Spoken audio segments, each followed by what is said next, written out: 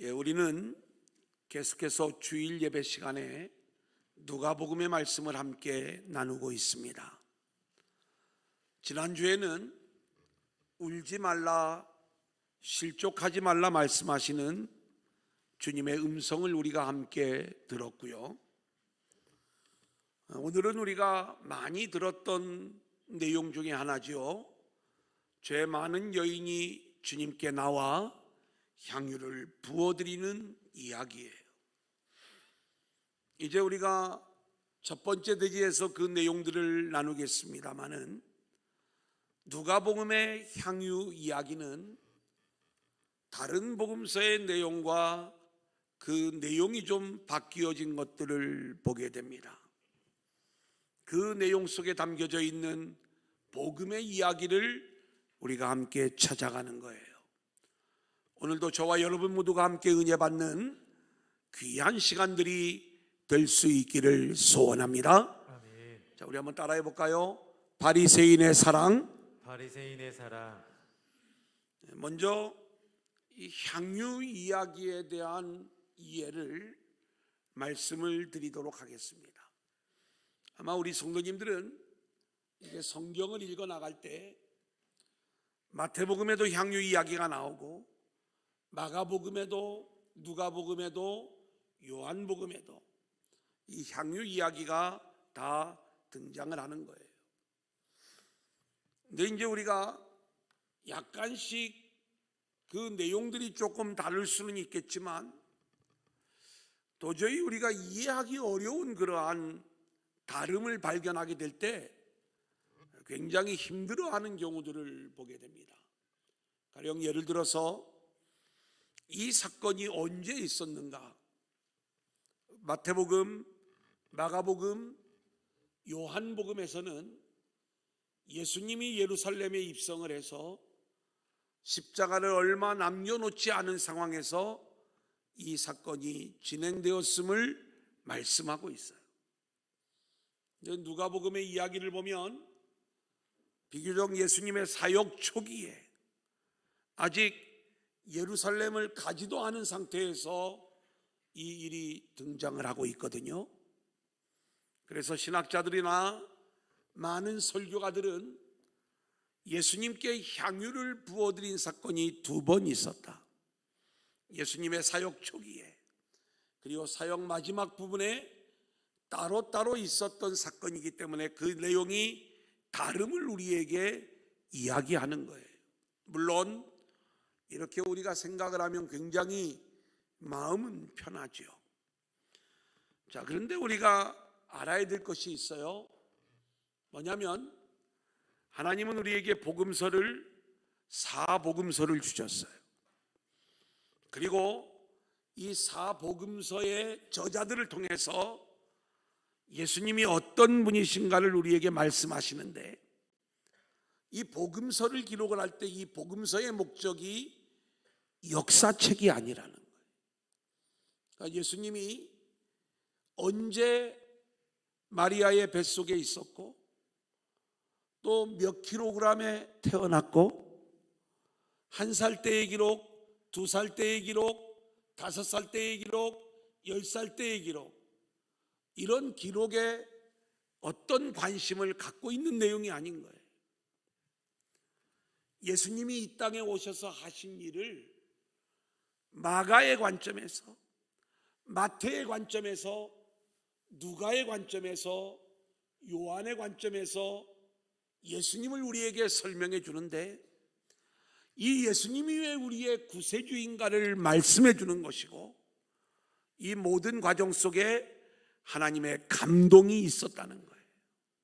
그러니까 우리가 이 내용을 역사책으로 볼 때에는 왜 누가복음에서는 앞에 나오고 요한복음이나 다른 복음서에서는 뒤에 나오느냐 이것을 문제 삼을 수 있지만 누가의 관점에서 향유 사건을 우리에게 말씀해 주는 것이다 이렇게 생각을 하면 우리가 성경을 읽을 때 우리는 과학적으로 역사적으로 우리가 납득이 되어져야지만이 그 내용을 이해할 수 있기 때문에 성경을 바라볼 때마다 창조과학자들은 과학적으로 그걸 증명하려고 애를 쓰고 있고, 또 많은 신학자들은 역사적으로 이 내용이 왜 앞에 기록되었는지를 설명하려고 애를 쓰는데, 우리는 왜 이 말씀을 우리에게 주셨는지, 왜 누가를 통해서 우리에게 이 말씀을 이렇게 새롭게 들리게 하셨는지, 그 복음을 찾아가는 게 중요하다, 이 말씀인 거예요. 우리는 지난주에 주님으로 인하여 실족하지 말라는 말씀을 들었어요. 똑같은 본문의 이야기가 마태복음에도 있고 누가복음에도 있는 거예요. 근데 마태의 이야기와 누가의 이야기는 다른 거예요. 어떻게 다른가? 마태복음의 독자는 유대인이라고 그랬죠. 유대인들은 왜 예수님으로 인하여 실족하는가? 그들은 그들처럼 열심히 율법을 지키고 하나님을 잘 섬기는 자들을 위하여 오시는 메시아를 기다리고 있었어요. 근데 예수님이 와서 죄인들과 함께 하는 거예요. 그러니 실족하는 거죠. 이게 유대인의 관점, 마태의 관점인 거예요. 누가복음은 이방인들을 위하여 기록된 복음서예요. 독자들이 이방인이에요. 이분들은 메시아가 오는 걸 처음에는 알지도 못했어요. 어떤 기대가 있었던 게 아닙니다. 다만 어떤 신적인 존재를 구하는 마음들은 있었지요. 누군가가 와서 나의 삶의 형편을 좀 나아지게 해주었으면 좋겠다. 이방인들이 구하는 메시아는 이렇게 삶의 형편을 좋게 해주는, 기적을 일으키는 메시아를 원하고 있었던 것인데, 우리 주님은 이 땅의 형편이 아닌 하늘의 것을 우리 가운데 주시기 위하여 오신 그러한 메시아였기 때문에 나로 인하여 실족하지 말라는 이 말씀을 마태가 이야기할 때와 누가가 이야기할 때의 관점이 다른 것처럼, 똑같은 향유 이야기지만, 물론 이 사건이 두 번 있었을 수도 있겠지만, 이 사건을 누가가 우리에게 들려주는 관점이 새로운 것이고, 그리고 우리는 누가의 관점에서 하나님이 들려주시는 복음을 오늘 말씀 속에서 들어야 된다, 이 말씀을 알려드리는 것입니다. 오늘 말씀을 들어가기 전에 또 하나 우리가 알아야 될 것은, 오늘 본문 36절의 말씀을 같이 읽겠습니다. 한 바리새인이, 시작. 한 바리새인이 예수께 자기와 함께 잡수시기를 청하니 이에 바리새인의 집에 들어가 앉으셨을 때에, 자, 여기 말씀을 보면 바리새인이 예수님을 자신의 집으로 초청을 하는 거예요. 왜 초청을 했겠어요?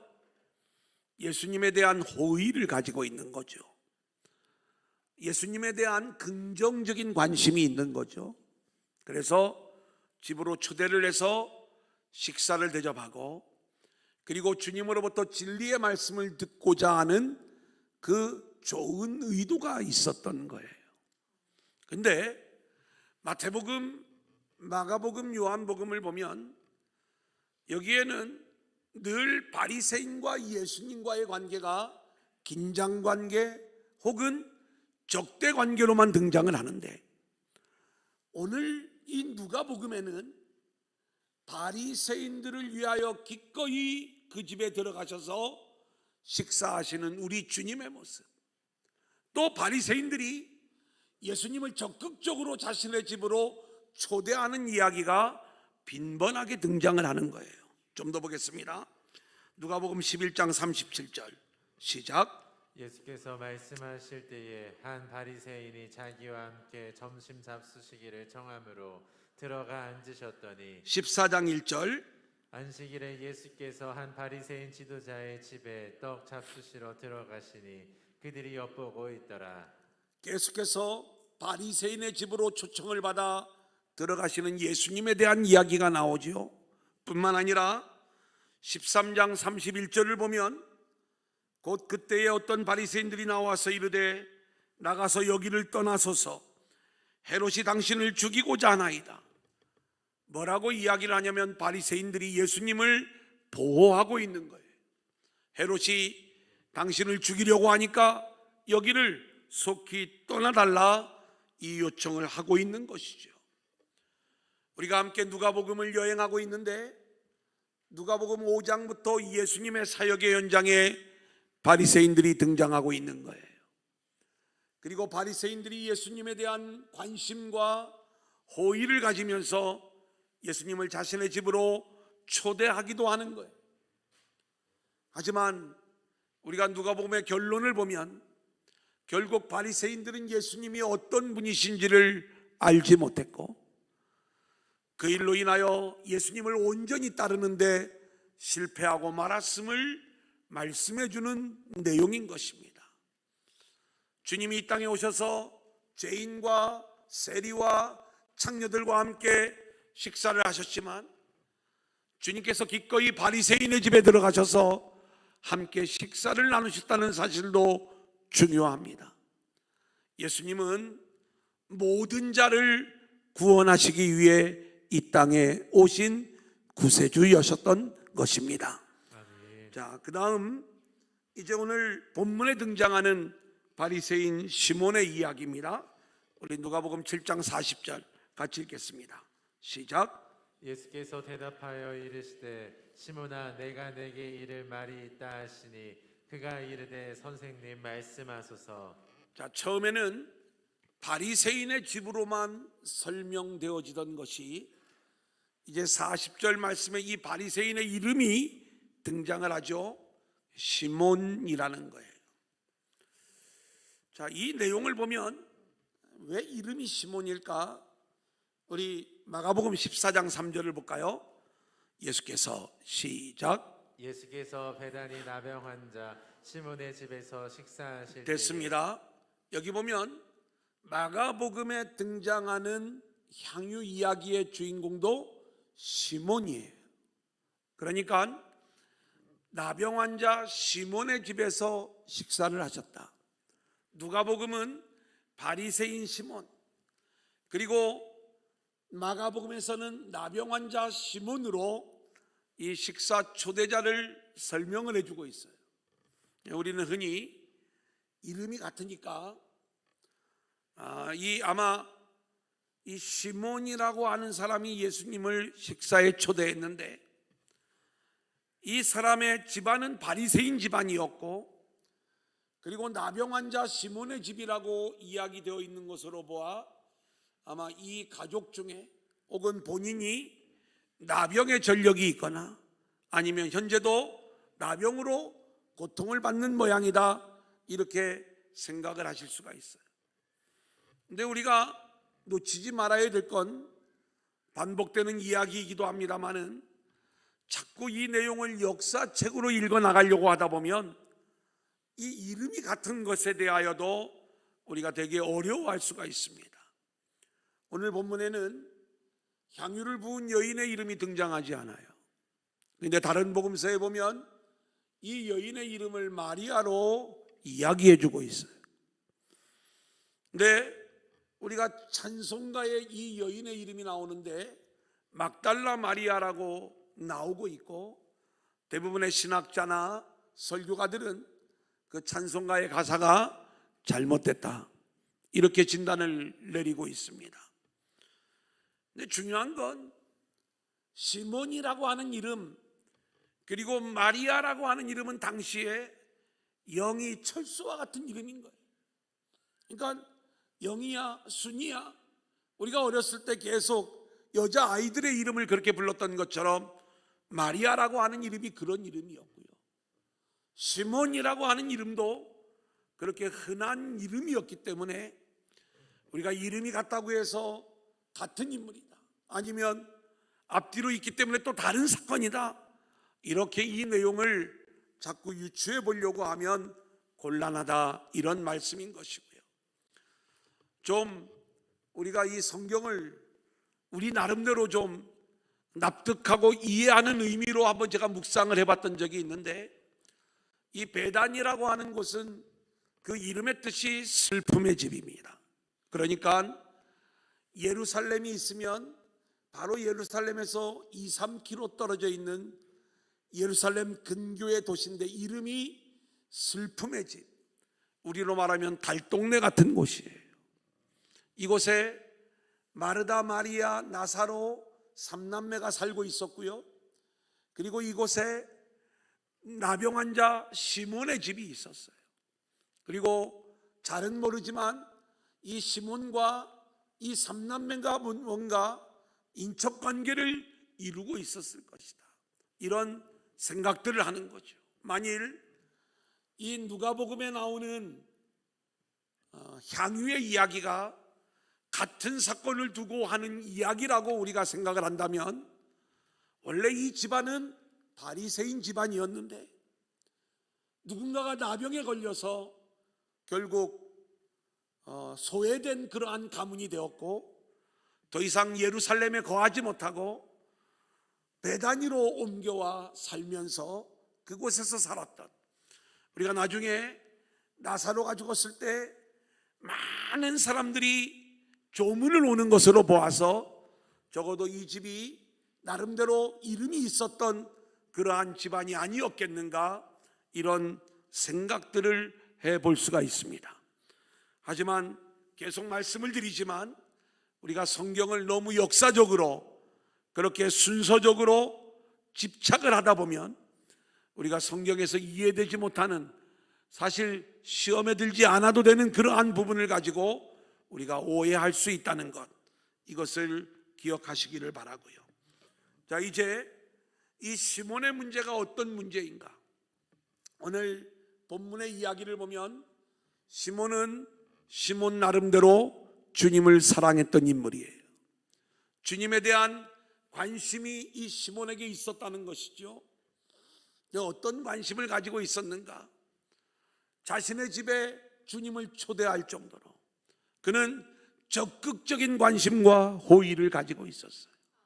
그리고 주님을 잘 대접하기를 원했던 마음인 거예요. 그 식사의 자리에 청하지 않는 한 여인이 들어오는 거예요. 이 여인은 죄가 많은 여인으로 동네에서 소문이 난 그러한 여인이었어요. 죄 많은 여인이 이 집에 들어오면 안 돼요. 그런데 마치 쳐들어오는 것처럼 들어와서 이 여인이 펑펑 눈물을 쏟는데, 예수님이 식사의 자리에 초대되었을 때 보통 유대인의 식사 풍습을 보면 신발을 벗고 방으로 들어갑니다. 그리고 식탁 앞에 비스듬히 이렇게 눕습니다. 한 손으로 머리를 고이고 다른 한 손으로 음식을 먹는 그러한 장면을 생각하시면 되는 거예요. 이 여인이 예수님 뒤로 돌아와 가지고 눈물을 쏟는데, 이 눈물이 얼마나 많은지 예수님의 발을 그 눈물로 씻는 거예요. 서서 눈물을 흘렸다 이야기했는데 그의 머리털로 예수님의 발을 닦아주는 장면을 보아서 다시 무릎을 꿇고 예수님을 닦아주는 그러한 모습을 생각해 볼 수가 있고, 그리고 그 발에 입을 맞추는 거예요. 그리고 가지고 온 향유를 그 발에 부어드렸다는 것이 오늘 말씀의 내용인 것입니다. 근데 이 장면이 시몬에게는 너무나도 불편했어요. 우리가 마태복음, 마가복음, 요한복음에도 이 장면을 불편하게 생각하는 사람들의 이야기가 나와요. 다른 복음서에서는 불편하게 생각했던 이유가 뭐냐면 이런 이유예요. 저 향유가 너무나도 값비싼 건데 그것을 팔아가지고 가난한 자들에게 나눠주는 게 옳지, 이것을 이렇게 허비한다는 건 말이 안 되는 거야. 이런 가난한 자를 돕는다는 차원에서 이 여인의 행동을 불편하게 생각을 했어요. 예수님이 어떻게 얘기를 해요? 이 여인은 내 장례를 준비한 거야. 너무나도 귀한 일을 감당한 거야. 그래서 장차 복음이 전파되는 곳에서는 이 여인이 행한 일이 같이 전파되어져야 돼. 우리는 이 이야기를 이렇게 들으면서 그러면 우리가 주 예수를 믿어라 그리하면 너와 내 집이 구원을 받으리라 이렇게 복음을 전할 때마다 잠깐만 기다리라고 주님이 복음 전할 때마다 한 가지 더 말하라는 게 있었는데, 그러면 옛날에 말이 안 하는 여인이 있었는데 이 향유를 부어드린 이야기를 하라고 그 말씀을 주신 게 아니라, 주님이 이 여인을 인정한 그 인정의 모습은 이 여인의 십자가의 드러냄이었어요. 그러니까 이 여인이 드러내고자 했던 게 주님의 십자가였던 거예요. 이 여인의 향유로 인하여 주님의 십자가의 복음이 밝히 드러나는데, 그래 당신들이 복음을 전할 때마다 그 복음은 세상적인 세속적인 복음이 되어서는 안 되고 반드시 주님의 죽으심과 십자가를 드러내는 복음이 되어야 하는 거야. 바로 지금 이 여인은 그 일을 행한 거야. 이 내용으로 이 여인을 주님이 변호하셨던 거예요. 자, 그런데 누가복음의 이야기는 조금 달라요. 시몬이 이 장면을 불편하게 생각하는 것은 주님에 대한 생각이 지금 시몬과 이 여인의 생각이 지금 다르기 때문에 그런 거예요. 시몬은 주님에 대해서 긍정적이라고 했어요, 부정적이라고 했어요? 긍정적이었죠. 선한 마음을 가지고 있었어요. 주님께 배우고 싶었어요. 주님을 더 알고 싶었어요. 주님을 잘해드리고 싶었어요. 그래서 그런 주님은 자신 같은 바리새인들이 나서서 식사의 자리에 초대를 하고, 그리고 주님을 극진히 섬겨드리는 것, 이것이 주님을 합당하게 사랑하는 방법이라고 생각을 했던 거예요. 근데 죄 많은 여인이 이렇게 들어오는 거예요. 아니, 이 여자가 여기가 어디라고 들어와? 이런 생각을 하는 거예요. 여인이 눈물을 쏟고 예수님의 발을 닦고 그 발에 입을 맞추고 향유를 부어드릴 때, 아니 예수님이 가만히 있는 거예요. 예수님은 저 따위의 여자한테 저런 섬김을 받을 뿐이 아니야, 오히려 저런 여자의 섬김은 예수님을 더 욕되게 하는 거야. 예수님이 만약 선지자라면 이 여자가 어떤 여자인 줄 알고 그 자리를 물리치는 게 예수님일 줄 알았는데 내가 예수님을 오해했나? 이게 바리새인 시몬의 생각이었던 거예요. 그래서 그 마음에 예수님이 선지자라면 이 여인의 저런 모습을 물리쳤을 텐데 왜 물리치지 않았을까? 우리는 오늘 이 바리새인 시몬의 모습이 저와 여러분의 모습이라는 것을 고백할 수 있어야 됩니다. 우리도 주님에 대한 호의를 가지고 있어요. 예수 잘 믿기를 원하는 마음이 있어요. 하지만 우리는 예수님을 만난 자로, 예수님을 아는 자로 예수님을 사랑하는 게 아니라 우리식의 사랑으로 예수님을 사랑하는 거예요. 그러다 보니까 어떤 문제가 생기느냐? 우리의 기준으로 생각을 하다 보니까 우리는 예수님을 사랑할 만한 자들이 따로 있다고 생각을 하는 거예요. 우리가 예배를 드릴 때에도 더 많은 죄를 지은 사람이 더 눈물을 흘릴 수가 있어요. 더 많은 죄를 지은 사람이, 그 은혜에 대한 감사가 큰 사람이 나와서 더 난리치며 찬양하고 예배하고 아멘하고 그렇게 하나님을 예배할 수 있어요. 우리는 속으로 자기 인격이나 좀 고치지 잘하고 있다고, 은혜는 혼자 다 받으면서 나쁜 짓은 뒤에서 다 하고 다니면서 바리새인 시몬과 같은 그러한 시각으로 너는 하나님을 예배할 자격이 없어, 하나님은 저런 사람의 예배를 받아서는 안 돼, 이런 기준을 가지고 우리가 얼마나 이 바리새인적인 마음을 가지고 있는지 성경은 그 내용을 우리 가운데 말씀하고 있는 거예요. 사랑하는 여러분, 시몬은 주님이 누구인지를 몰랐던 거예요.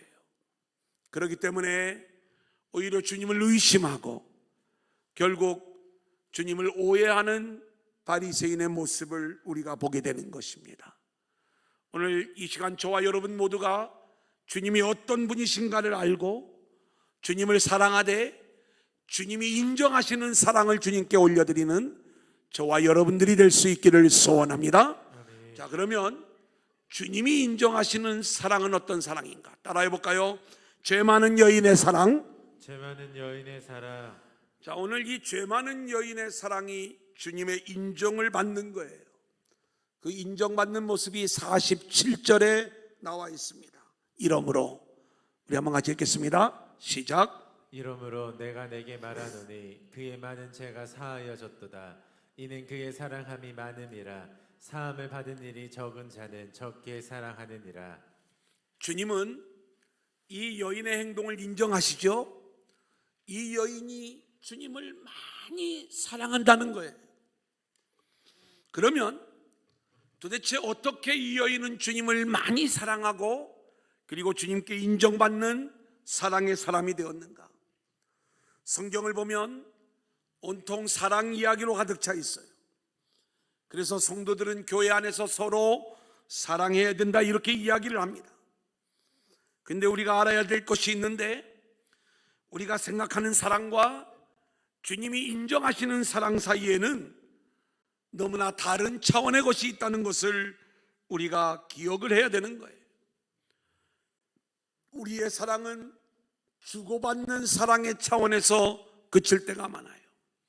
그래서 누가복음 6장 32절을 보면 너희가 만일 너희를 사랑하는 자만을 사랑하면 칭찬받을 것이 무엇이냐?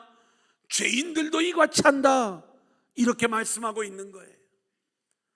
때로는 우리가 가난한 자를 사랑할 수가 있습니다.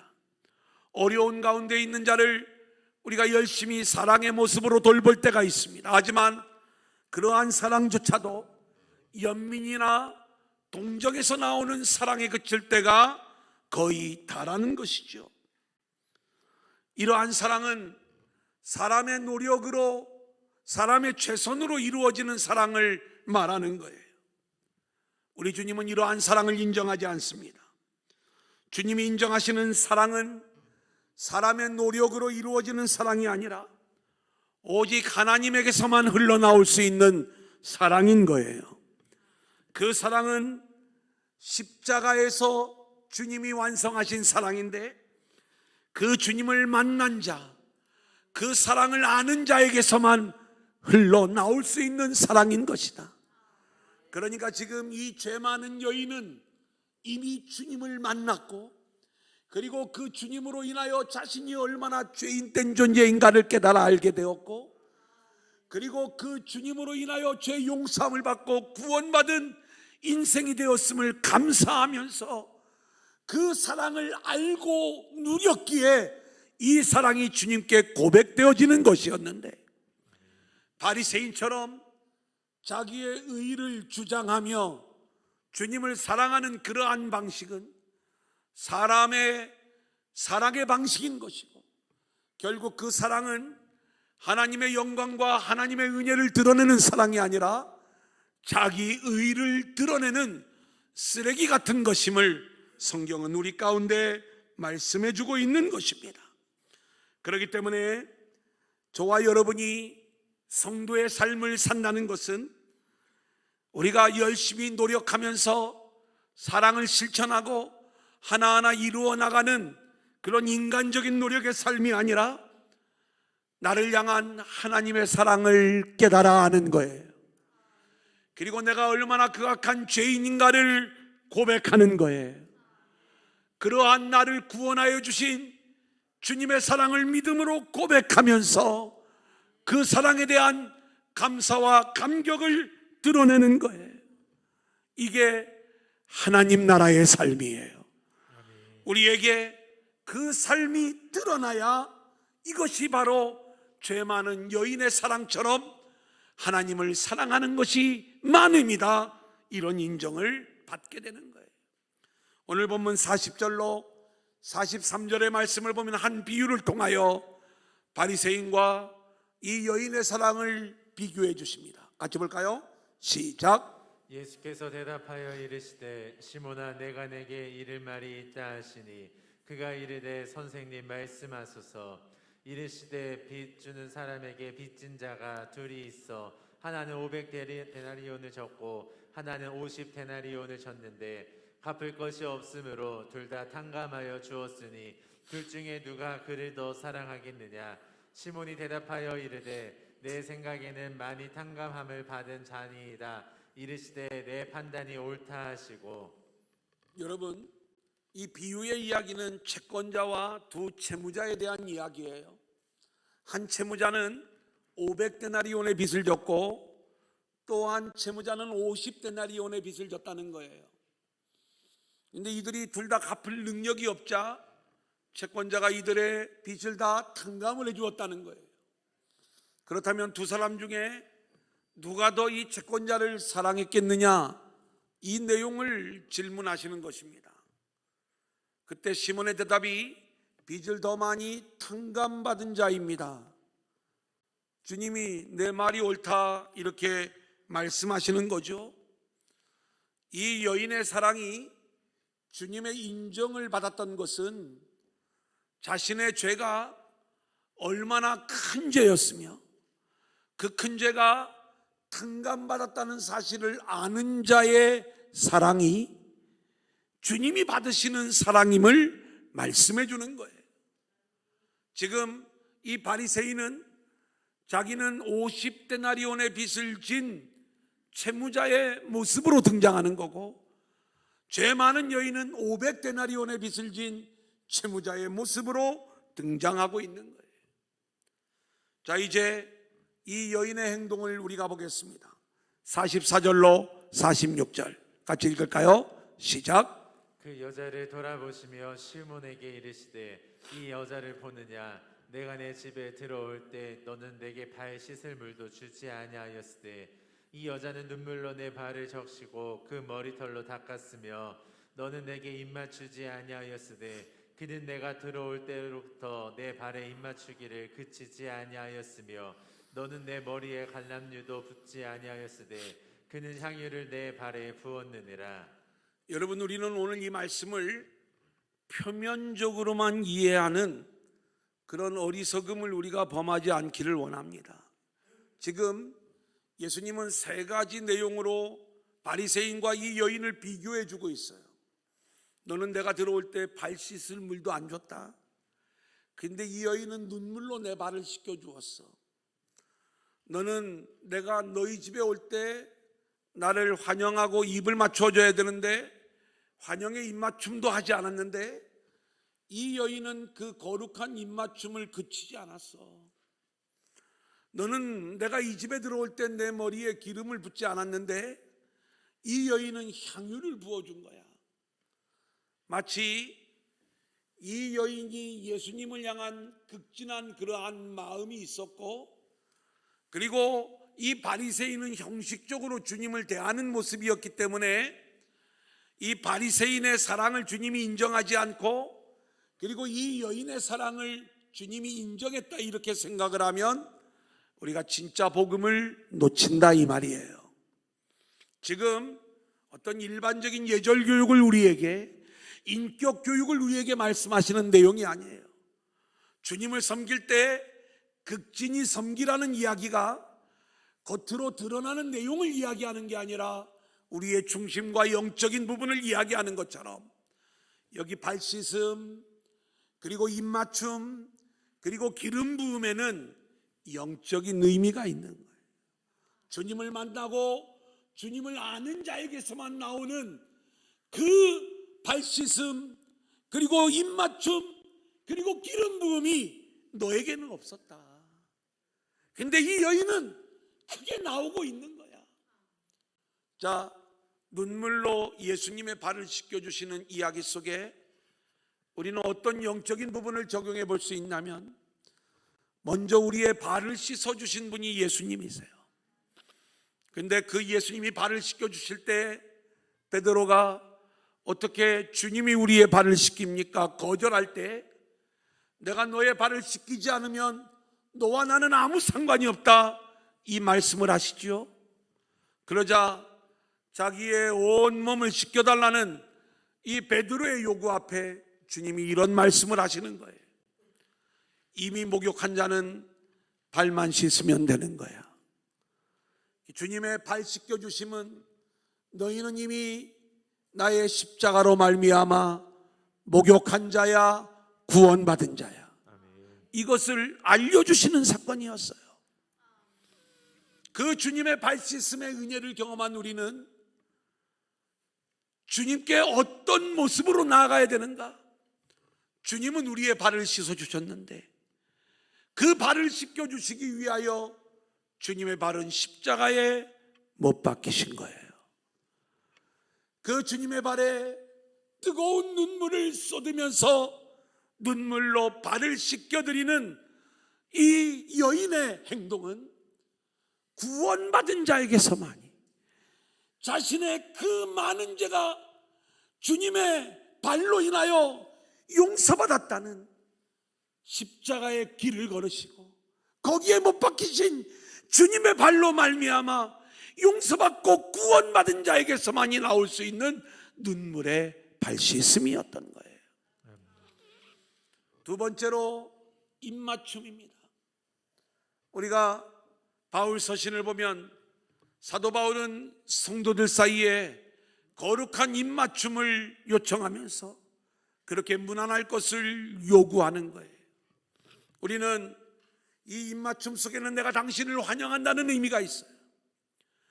주님을 향한 입맞춤에는 형식적인 입맞춤이 중요한 게 아니고, 아니 자기 집에 초대를 했으면 악수는 했을 거 아니에요.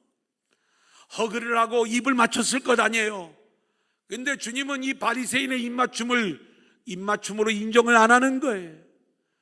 지금 이 여인은요, 원어적 의미를 보면 눈물로 예수님의 발을 씻겨드린 다음에 그 발에 입을 맞추는데, 그 입을 그냥 이렇게 한 번만 맞추는 게 아니라 계속 그 감동과 감격 속에 입을 맞추고 있는 거예요.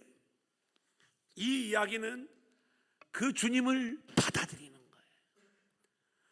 주님이 내 인생에 들어오셔서 내 인생을 통치하시고, 그리고 본인이 그렇게 주님의 은혜 안에 있음을 감사하고 감격하면서 언제든지 주님이 내 인생의 주인이 되어주시기를 요청하는 그러한 입맞춤이었던 거죠.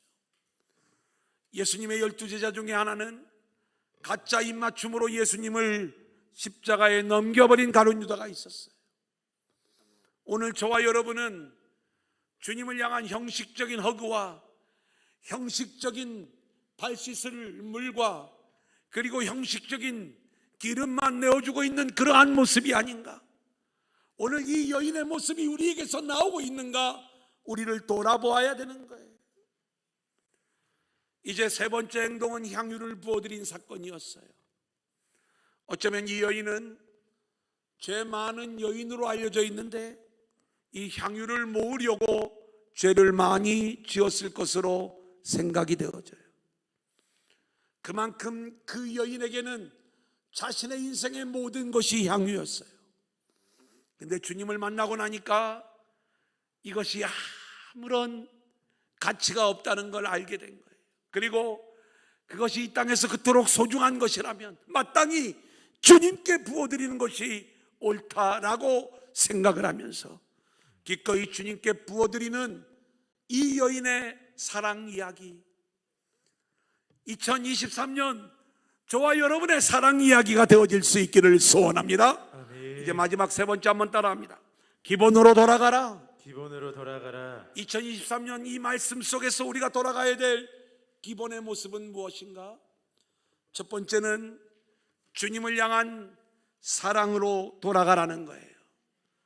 사랑이 많았던 주님께 인정받는 사랑의 모습으로 돌아가기 위해서는 이 여인이 흘렸던 눈물이 우리에게서 있어야 되는 거고, 이 여인의 입맞춤이 우리에게서 있어야 되는 것이고, 이 여인의 향유드림이 우리 가운데서 나와야 되는 거예요. 우리가 어떻게 이 눈물을 흘릴 수 있는가? 예수님을 만나야 돼요. 그리고 예수님을 알아야 돼요. 그래서 나의 죄인됨을 깨닫고 회개의 눈물을 흘려야 되는 거고, 나를 구원하신 주님의 십자가의 사랑을 깨닫고 감사와 감격의 눈물을 흘려야 되는 거예요. 아멘. 그리고 그 일을 이루시기 위하여 십자가의 길을 걸으시고 십자가에 못 박히신 주님의 발을 씻겨 드려야 되는 거예요. 그리고 그 발에 거룩한 입맞춤을 해야 되는 거예요. 그 십자가의 주님을 나의 주님으로 환영하고 영접합니다. 아멘. 이게 기본으로 돌아가는 모습인 거예요. 또 하나, 향유를 부어드리는 신앙으로 돌아가라. 여러분, 요한복음 12장 5절, 이 향유를 우리 한번 같이 읽어볼까요? 시작. 이 향유를 어찌하여 300데나리온에 팔아 가난한 자들에게 주지 아니하였느냐 하니. 향유를 이 요한복음의 말씀에 보면 향유 한 옥합의 가치가 300데나리온으로 이야기되어지고 있어요. 이 300데나리온이라고 하는 것은 노동자의 1년 연봉을 이야기하는 의미를 가지고 있습니다. 요즘으로 말하면 적어도 3천만 원, 5천만 원 또는 1억 연봉인 사람은 1억, 이런 정도의 헌금을 하나님께 드렸는 모양이다. 또 그 내용을 우리에게 말씀하시는 건가, 이렇게 생각을 하실지 모르겠죠. 물론 제가 언젠가 한번 그런 말씀을 드렸어요. 이 여인의 헌신과도 같은 그 헌신에 우리의 고백과 도전이 좀 있었으면 좋겠다. 그래서 우리도 일생에 한 번쯤은 나의 삶의 모든 것을 또는 나의 연봉을 하나님 앞에 드리는 그러한 모습들이 우리 가운데 있어지는 것, 귀한 거예요. 여러분의 이름, 여러분의 그러한 그 고백으로 교회가 하나 선교제에 세워지기도 하고, 그런 어떤 모습 속에서 주의 복음이 증거되는 그 일들의 결정적인 어떤 일들이 있어지기도 원하고, 근데 그 일이 내가 하는 일이 아니라 결국 주님을 아는 자에게서만 나오는 그 사랑의 모습이 나왔으면 좋겠다. 여러분, 우리가 적어도 일생에 한 번쯤은 그런 경험들, 또 그런 고백들이 우리에게서 나와야 되는 것 아니겠습니까? 근데 오늘 그런 어떤 이야기를 드리려고 이 말씀을 드리는 게 아니라, 향유를 부어드리는 그 신앙의 본질적인 이야기는 뭐냐? 내 인생의 진짜 주인이 누구냐를 우리는 이제 오늘 이 마지막 시간에 살펴보아야 되는 거예요. 여전히 향유를 모으는 인생으로 마칠 것인가? 아니면 그 향유를 주님께 부어드리는 신앙으로 나아갈 것인가?